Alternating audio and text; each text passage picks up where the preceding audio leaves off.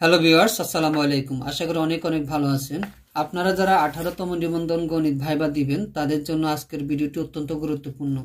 কারণ হলো আজকের ভিডিওতে আমি 18তম নিবন্ধন স্কুল ভাইবা জানুয়ারি 2025 সালে অনুষ্ঠিত যে স্কুল ভাইবা ছিল সেই ভাইবার প্রশ্ন এবং উত্তর নিয়ে আলোচনা করব। সেজন্য আশা করি না টেনে পুরো ভিডিওটি অত্যন্ত মনোযোগ সহকারে দেখবেন। তো প্রথমে যদি আমরা বাস্তব সংখ্যা থেকে দেখি, তাহলে বাস্তব সংখ্যা থেকে যে প্রশ্নগুলো ছিল সেগুলো হলো মূলদ সংখ্যা সেট কি দ্বারা প্রকাশ করা হয়, মূলত অমূলদ সংখ্যার ইউনিয়ন করে কি পাওয়া যায়, এরপর মৌলিক সংখ্যা কাকে বলে উদাহরণ দিন, 1 কি মৌলিক সংখ্যা, -3 কি মৌলিক সংখ্যা, পরম মান কাকে বলে, গণিত ও অঙ্ক কি।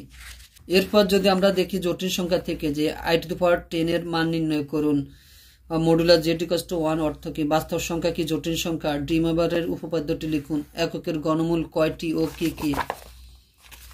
এরপর হলো এককের গণমূলগুলোর সম্পর্ক কি, অয়লার্স ফর্মুলাটি বলুন বা অয়লারের সূত্রটি বলুন।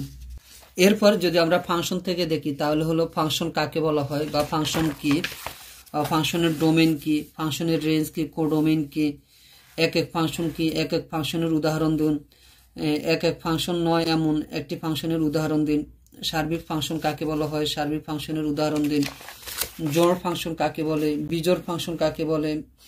এরপর হলো y=absolute value of x ফাংশনের ডোমেইন ও রেঞ্জ কত, তারপর y=√1 - x² ফাংশনের ডোমেইন ও রেঞ্জ কত। এরপর যদি আমরা দেখি সেটা হলো y=absolute value of x ফাংশনের গ্রাফ অঙ্কন করুন, ডোমেইন রেঞ্জ ও কোডোমেইনের পার্থক্য কি, বিপরীত ফাংশনের শর্ত কি। এরপর y=x, y=ln x, y=1/x এর ডোমেইন কত বা এবং রেঞ্জ কত।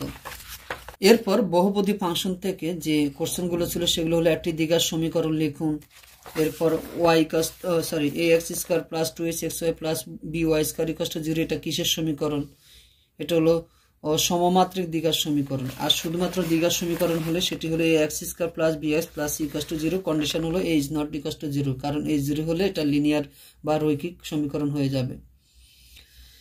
এরপর হলো x² = 0 সমীকরণের মূল কয়টি, দ্বিঘাত সমীকরণের উদাহরণ দিন।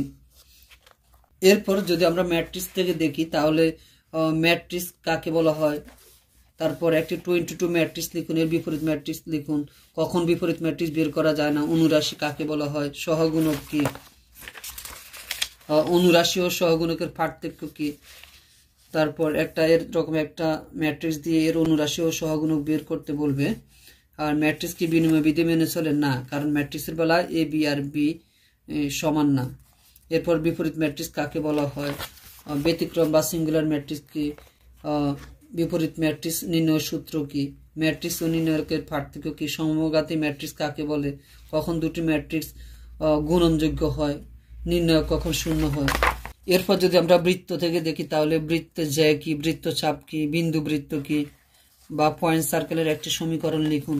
পয়েন্ট সার্কেল মানে হলো বিন্দু বৃত্ত। তারপর x² + y² 0 হলে xy এর মান কত, এখানে x0 y0, x² + y² 0 এর ব্যাসার্ধ কত, এটার কোনো ব্যাসার্ধ নেই কারণ এখানে ব্যাসার্ধ হলো 0, আর ব্যাসার্ধ 0 বলে এটা আসলে বৃত্তের সমীকরণ না, এটা হলো একটি পয়েন্ট সার্কেল।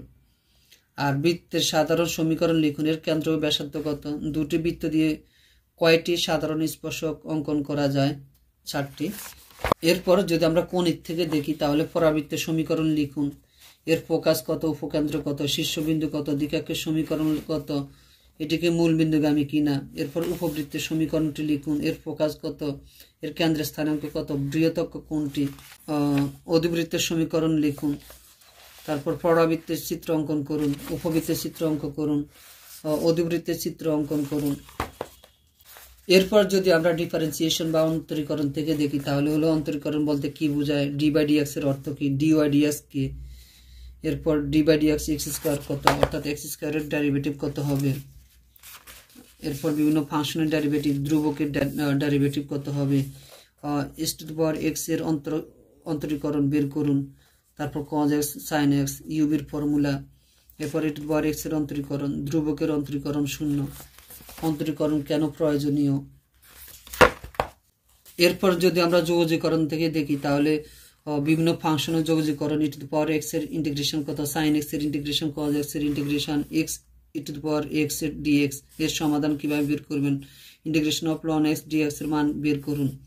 এরপর 1/1 প্লাস x স্কয়ার dx এর সূত্র কি, sec স্কয়ার x dx এর সূত্র কি, ধ্রুবক এর যোগজীকরণ কত, অনির্দিষ্ট যোগজীকরণ কি, অনির্দিষ্ট যোগজীকরণ কি, যোগজীকরণ কেন করা হয়। এরপর আমরা যদি দেখি ডিফারেনশিয়াল ইকুয়েশন বা অন্তরক সমীকরণ, সেই ক্ষেত্রে যে প্রশ্নগুলো ছিল সেগুলো হলো অন্তরক সমীকরণের ক্রম কাকে বলা হয়, ঘাত কাকে বলে, অর্থাৎ অর্ডার কি, ডিগ্রি কি।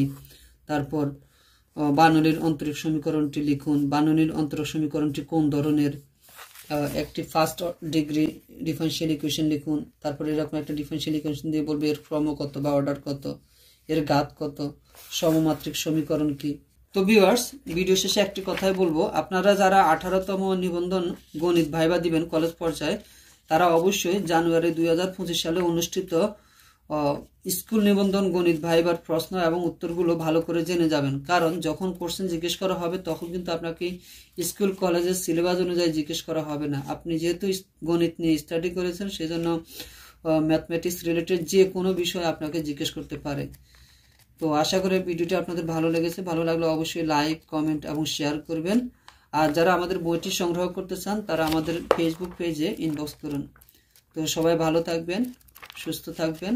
আল্লাহ হাফেজ।